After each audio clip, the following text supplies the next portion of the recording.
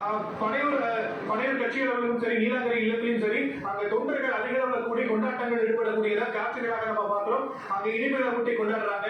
இப்போ நம்ம துறையில பார்த்துட்டு இருக்கக்கூடிய காட்சி அப்படிங்கிறது விஜயுடைய அப்பா சந்திரசேகர் அவர்கள் லிஸ்ட்ல இருந்து வெளியே வராரு. அவங்க குடும்பமே கொண்டாடக்கூடிய காட்சிகளை நம்ம பார்த்துட்டு இருக்கோம். தமிழக வெற்றி கழகம் இப்போ வரைக்கும் 103 இடங்கள்ல முன்னிலை வாங்கிட்டு இருக்காங்க. இந்த நிலையில எதிர்பார்த்த நம்பர்ஸோட ஜாஸ்தியான ஒரு இடத்தை நோக்கி அவங்க நகர்ந்துட்டு இருக்காங்க. 118 அப்படிங்கிற டார்கெட்டை போயிட்டு இருக்கக்கூடிய நிலையில அவங்களுடைய குடும்பம் கொண்டாட்டங்கள் ஈடுபட்டிருக்கிறாங்க. அந்த குடும்பம் மட்டும் கிடையாது, கட்சியுடைய தொண்டர்கள், ரசிகர்கள் அப்படின்னு பல பேர் பல இடங்கள்ல கொண்டாட்டங்கள் ஈடுபட்டிருக்கிறாங்க. தமிழக வெற்றி கழகத்துடைய பனையூர் அலுவலகத்திலும் அந்த கொண்டாட்டங்கள் காட்சிகளை நம்ம பார்க்கிறோம். அவருடைய நீலாங்கரை இல்லத்தின் முன்பாக போலீசார் பலத்த போலீஸ் பாதுகாப்பு போடப்பட்டிருந்தாலுமே கூட அங்கங்க தமிழக வெற்றி கழக தொண்டர்கள் கொண்டாட்டங்கள் ஈடுபட்டிருக்கிறாங்க.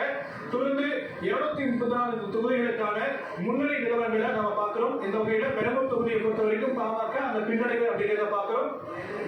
திருப்பூர் மாவட்டத்தில் தருமபுரி சட்டமன்ற தொகுதியில போட்டியிட அமைச்சர் சேகர் பாபு முன்னிலை. அந்த வாக்கு வித்தியாசம் அப்படிங்கிறது 608 வாக்குகள் முன்னிலை. தாவேக வேட்பாளர் சினோரா அசோக்கை விட 608 வாக்குகள் முன்னிலை இருக்காரு. துறைமுகம் தொகுதியில இன்னைக்கு ஆக்சுவலா வாக்கு எண்ணிக்கை துவங்கினப்ப சேகர் பாபு முன்னிலை இருந்தாரு. அப்புறமா பின்னடைவை சந்திச்சாரு. இப்போ மீண்டும் அவர் முன்னிலை வந்திருக்காரு. சென்னை துறைமுகம் தொகுதியில அமைச்சர் சேகர் பாபு முன்னிலை அப்படின்ற அந்த அப்புறம் ஓவரால் நம்பர்ஸுமே கூட இப்ப சேஞ்ச் ஆயிருக்கு. தாவேக 103, அதிமுக 75, பாஜக பாக்குறோம். தாவேக 103, அதிமுக 75, திமுக 56.